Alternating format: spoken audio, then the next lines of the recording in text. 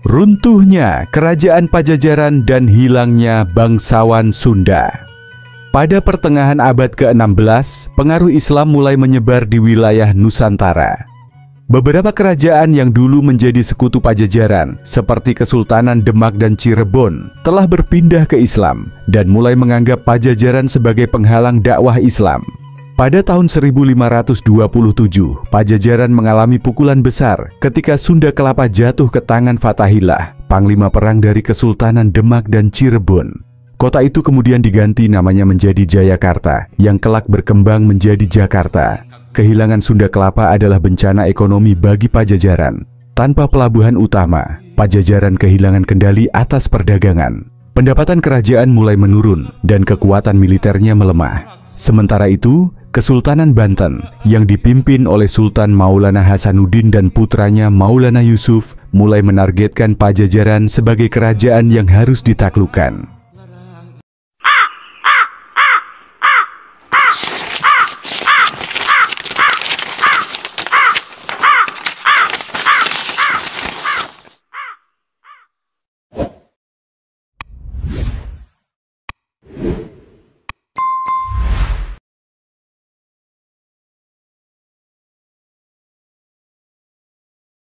Raja terakhir, Pajajaran, Prabu Ragamulya Surya Kencana. Pada tahun 1570-an, Prabu Ragamulya Surya Kencana naik takhta sebagai raja terakhir Pajajaran. Ia adalah seorang raja yang lebih mengutamakan diplomasi dibanding perang. Namun, ini membuat para bangsawan dan rakyat mulai meragukan kepemimpinannya. Seorang panglima berkata dengan marah, "Paduka, kita harus bertarung. Jika kita hanya diam, Pajajaran akan jatuh." Namun, Prabu Ragamulya Surya Kencana memiliki darah keturunan dari Kesultanan Banten melalui ibunya. Ia berharap hubungan ini bisa mencegah perang. Sayangnya, harapan itu hanya menjadi ilusi. Pada tahun 1579, Kesultanan Banten mengirimkan pasukan besar untuk menyerang ibu kota Pajajaran. Persiapan terakhir Pajajaran. Mengetahui serangan Banten akan segera tiba, para panglima Pajajaran mulai mempersiapkan pertahanan. Benteng-benteng diperkuat, pasukan dikumpulkan, dan para prajurit bersumpah untuk mempertahankan ibu kota sampai titik darah penghabisan. Namun, kekuatan mereka tidak lagi seperti dulu. Banyak pasukan telah berkurang sejak jatuhnya Sunda Kelapa, dan Pajajaran tidak memiliki sekutu kuat. Ketika matahari mulai terbenam di ufuk barat, terdengar suara gong bertalu-talu. Seorang pengintai berlari ke dalam istana. "Tuan, pasukan Banten sudah tiba. Mereka datang dalam jumlah besar." Langit mulai memerah, bukan hanya karena matahari yang terbenam, tetapi juga karena pertempuran besar yang akan segera dimulai. Apakah Pajajaran bisa bertahan? Atau ini adalah akhir dari kerajaan yang telah berdiri berabad-abad? Malam itu, langit di atas ibu kota Pajajaran tampak merah membara. Api unggun dinyalakan di berbagai sudut benteng, menerangi wajah-wajah para prajurit yang bersiap menghadapi pertempuran terbesar dalam sejarah Sunda. Dari kejauhan, pasukan besar Kesultanan Banten mulai mendekat. Ribuan prajurit bersenjata lengkap, pemanah, prajurit berkuda, dan pasukan infanteri bergerak dalam formasi yang tertata rapi. Di barisan terdepan, Sultan Maulana Yusuf, putra dari Sultan Maulana Hasanuddin, memimpin sendiri serangan ini. Sultan Maulana Yusuf berkata dengan lantang, "Hari ini kita akan menghapus Pajajaran dari muka bumi. Tiada lagi kerajaan Pajajaran di tanah Sunda." Suara jenderang perang bergema di udara. Serangan pun dimulai. Benteng utama Pajajaran menjadi sasaran serangan pertama. Para prajurit Pajajaran berusaha bertahan dengan gagah berani. Mereka memanah dari atas benteng, menumpahkan minyak panas, dan mengayunkan tombak mereka ke arah musuh yang mencoba memanjat dinding. Seorang panglima Pajajaran berteriak, "Jangan biarkan mereka masuk, bertahanlah untuk Pajajaran." Namun, pasukan Banten terlalu banyak dan terlatih. Mereka membawa meriam yang telah mereka dapatkan dari pedagang Portugis dan mulai menembakkan peluru besi ke arah gerbang Pajajaran. Namun, pasukan Banten terlalu banyak dan terlatih. Mereka membawa meriam yang telah mereka dapatkan dari pedagang Portugis dan mulai menembakkan peluru besi ke arah gerbang Pajajaran. Boom! Boom! Gerbang utama mulai retak dan akhirnya roboh setelah beberapa tembakan meriam. Pasukan Banten segera menerobos masuk diikuti oleh pasukan berkuda mereka yang ganas. Di dalam istana Pajajaran, Prabu Ragamulya Surya Kencana melihat api mulai berkobar di berbagai sudut kota. Ia menyadari bahwa Pajajaran tidak bisa lagi diselamatkan. Para penasihatnya mendesak agar ia segera melarikan diri. Seorang penasihat berkata dengan panik, "Paduka, kita harus pergi sekarang. Jika Anda tertangkap, maka keturunan Pajajaran akan berakhir di tangan Banten." Dengan berat hati, Prabu Surya Kencana akhirnya memutuskan untuk melarikan diri ke pegunungan bersama beberapa bangsawan setia. Saat ia meninggalkan istana, ia berbisik, "Pajajaran mungkin akan musnah, tetapi Sunda tidak akan pernah hilang." Di luar istana, pertempuran semakin sengit. Banyak prajurit Pajajaran memilih mati daripada menyerah, termasuk para panglima utama kerajaan. Sementara itu, bangunan istana mulai terbakar, menandakan berakhirnya kejayaan Pajajaran. Saat fajar menyingsing, Pajajaran telah jatuh. Pasukan Banten berhasil menaklukkan ibu kota, menghancurkan sisa-sisa perlawanan, dan membakar istana hingga rata dengan tanah. Sultan Maulana Yusuf berdiri di tengah reruntuhan istana dan berkata, "Kini tiada lagi Pajajaran, tanah ini milik Islam." Dengan jatuhnya Pajajaran, Kesultanan Banten semakin kuat dan menguasai sebagian besar wilayah Sunda. Namun, meskipun secara politik kerajaan telah runtuh, warisan Pajajaran tidak hilang begitu saja. Para bangsawan yang melarikan diri membawa serta tradisi, budaya, dan adat istiadat Sunda ke berbagai wilayah, terutama ke pedalaman Priangan dan Sumedang Larang. Setelah melarikan diri, Prabu Surya Kencana dan para pengikutnya bersembunyi di pegunungan, terutama di wilayah Gunung Halimun dan Gunung Salak. Setelah ibu kota Pajajaran jatuh ke tangan Kesultanan Banten pada tahun 1579, hanya sedikit bangsawan yang berhasil melarikan diri. Prabu Ragamulya Surya Kencana, raja terakhir Pajajaran, menghilang bersama para pengikut setianya. Mereka melarikan diri ke hutan-hutan lebat di wilayah pegunungan Gunung Salak dan Gunung Halimun. Dalam gelapnya malam, sekelompok kecil bangsawan, prajurit, dan pendeta Pajajaran berjalan melewati jalur rahasia menuju pedalaman. Mereka menyusuri lembah-lembah tersembunyi, gua-gua tersembunyi, dan hutan-hutan angker. Seorang prajurit berkata kepada Prabu Surya Kencana, "Paduka, kita tidak bisa kembali ke Pajajaran. Kemana kita harus pergi?" Prabu Surya Kencana hanya diam. Dalam hatinya, ia tahu bahwa Pajajaran telah tiada. Namun, ia bertekad untuk melindungi keturunan Pajajaran agar tidak musnah sepenuhnya. Akhirnya mereka tiba di Gunung Halimun, sebuah wilayah pegunungan yang tertutup kabut tebal. Tempat ini terkenal angker dan penuh misteri. Di sini mereka mendirikan perkampungan tersembunyi, jauh dari jangkauan Kesultanan Banten.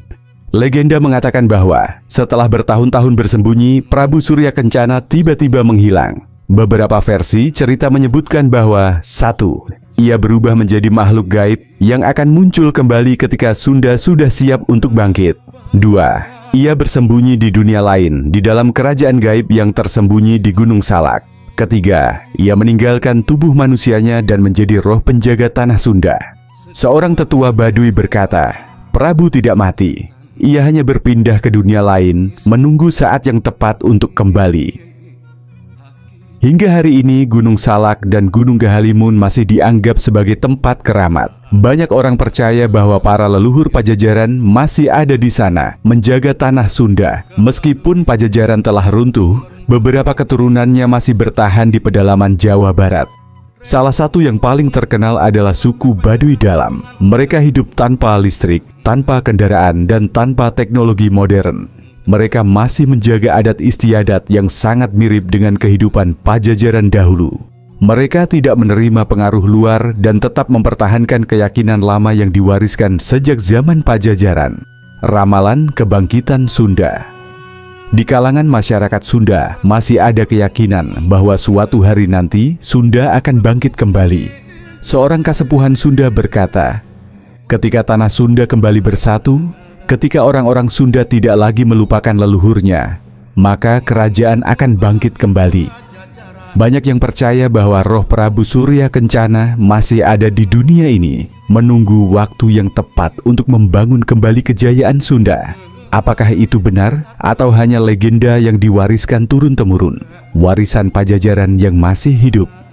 Meskipun kerajaan Pajajaran secara fisik telah runtuh, jejak kejayaannya masih dapat ditemukan dalam berbagai aspek kehidupan masyarakat Sunda hingga hari ini. Dari situs sejarah, adat istiadat, kepercayaan, hingga bahasa, Pajajaran tetap hidup di hati orang Sunda. Apakah mungkin kerajaan ini benar-benar hilang? Ataukah ia hanya berubah bentuk, menyatu dengan kehidupan masyarakat modern? Peninggalan Kerajaan Pajajaran. Beberapa peninggalan fisik Pajajaran masih bertahan sebagai bukti bahwa kerajaan ini pernah berjaya. 1. Prasasti Batu Tulis, Bogor. Terletak di Bogor, prasasti ini dibuat oleh Raja Surawisesa, putra Prabu Siliwangi. Isinya merupakan penghormatan kepada ayahnya, serta bukti bahwa Pajajaran pernah berdiri megah di daerah tersebut. 2. Situs Karangkamulyan, Ciamis, diyakini sebagai bekas istana atau tempat suci Pajajaran. Banyak ditemukan struktur batu yang menunjukkan adanya aktivitas kerajaan pada masa lalu. 3. Situs Gunung Padang, Cianjur. Sebagian orang percaya bahwa situs ini ada kaitannya dengan peradaban kuno Sunda yang bisa jadi merupakan cikal bakal Pajajaran. Setiap tahunnya, masyarakat Sunda masih datang ke tempat-tempat ini untuk berziarah dan mengenang leluhur mereka. Tradisi dan adat Sunda yang masih bertahan. Banyak tradisi yang berasal dari zaman Pajajaran masih dijaga hingga kini. 1. Serentahun upacara panen raya yang diwariskan dari sistem pertanian Pajajaran. Dilaksanakan oleh masyarakat Sunda, terutama di Kuningan dan Bogor. 2. Wayang golek, pertunjukan wayang yang berkembang pesat sejak zaman Pajajaran, masih menjadi hiburan khas masyarakat Sunda. 3. Tata krama dan bahasa Sunda Pajajaran dikenal dengan sistem tata bahasa yang berlapis-lapis sesuai dengan status sosial. Sistem ini masih bertahan dalam bahasa Sunda modern, Sunda kasar, lemes dan halus. Tradisi-tradisi ini menunjukkan bahwa meskipun kerajaan telah runtuh, budaya dan jiwanya masih tetap hidup. Salah satu misteri terbesar peninggalan Pajajaran adalah keberadaan suku Baduy Dalam. Mereka menolak pengaruh modern dan mempertahankan cara hidup yang sangat mirip dengan masyarakat Pajajaran dahulu.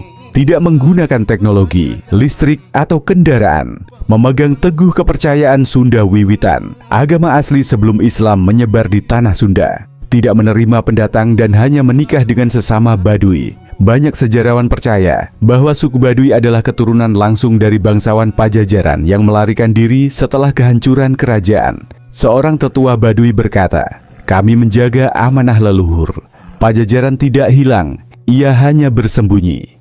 Apakah mungkin suatu hari nanti suku Baduy akan membuka diri dan mengungkap rahasia Pajajaran yang mereka simpan? Mitos kembalinya, Prabu Surya Kencana. Di kalangan masyarakat Sunda masih ada kepercayaan bahwa Prabu Surya Kencana tidak benar-benar mati. Ia dipercaya bersembunyi di alam gaib dan masih menjaga Gunung Salak. Beberapa orang mengaku pernah melihat sosoknya dalam mimpi atau mengalami kejadian mistis saat berada di Gunung Salak. Ada yang mengatakan bahwa ia akan muncul kembali jika tanah Sunda kembali bersatu dan siap membangun kejayaan baru. Sunda tidak akan pernah hilang. Meskipun Pajajaran telah lama runtuh, roh dan semangatnya tetap hidup di dalam masyarakat Sunda. Buktinya adalah budaya Sunda masih lestari hingga sekarang. Masyarakat Sunda tetap mempertahankan jati diri dan bahasanya. Situs-situs Pajajaran masih dikunjungi dan dihormati. Seperti kata pepatah lama, tak akan Sunda hilang di dunia. Sejarah Pajajaran adalah bukti bahwa sebuah kerajaan bisa runtuh secara fisik, tetapi tetap abadi dalam ingatan dan kebudayaan rakyatnya. Mungkin suatu hari nanti Sunda akan kembali bangkit, ataukah ia telah bangkit dalam bentuk yang berbeda? Kesimpulan kehancuran kerajaan Pajajaran pada tahun 1579 menandai berakhirnya era kerajaan Hindu-Buddha di tanah Sunda. Namun, meskipun kerajaan ini secara politik dan militer telah runtuh, budaya, tradisi, dan pengaruhnya tetap hidup dalam kehidupan masyarakat Sunda hingga saat ini. Pelajaran dari sejarah Pajajaran. 1. Perjuangan dan ketahanan. Pajajaran bertahan selama berabad-abad dengan sistem pemerintahan yang kuat dan budaya yang maju. Meskipun kalah dalam perang, keturunannya tetap bertahan melalui adat dan tradisi yang diwariskan. 2. Pentingnya menjaga warisan budaya. Bahasa Sunda, kesenian, tata krama, serta berbagai tradisi seperti serentahun dan wayang golek masih bertahan hingga kini. Keberadaan suku Baduy menunjukkan bagaimana nilai-nilai kuno tetap dijaga tanpa tergerus zaman. Ketiga, kisah legenda dan identitas masyarakat Sunda, mitos Prabu Surya Kencana dan roh leluhur Pajajaran menjadi bagian dari kepercayaan dan spiritualitas masyarakat Sunda. Sejarah Pajajaran bukan hanya kisah masa lalu, tetapi juga simbol identitas dan kebanggaan bagi orang Sunda. Tak akan Sunda hilang di dunia. Pajajaran mungkin telah musnah sebagai kerajaan, tetapi warisannya tetap abadi dalam budaya dan ingatan masyarakat Sunda. Sejarah ini menjadi pengingat bagi generasi masa kini dan masa depan untuk menjaga dan melestarikan budaya, bahasa, serta nilai-nilai luhur yang telah diwariskan. Sunda mungkin berubah bentuk, tetapi tidak akan pernah hilang.